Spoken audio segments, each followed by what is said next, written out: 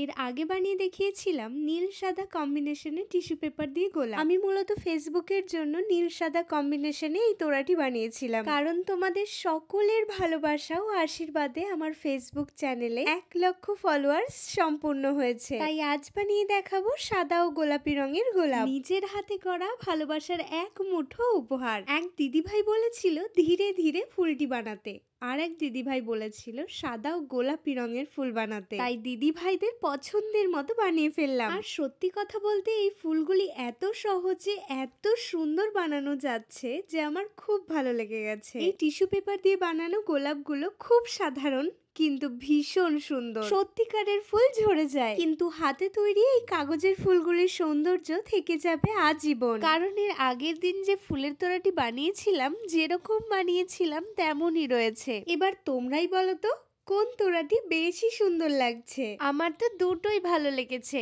তোমাদের কোনটা সব থেকে বেশি ভালো লেগেছে কমেন্টে জানিও।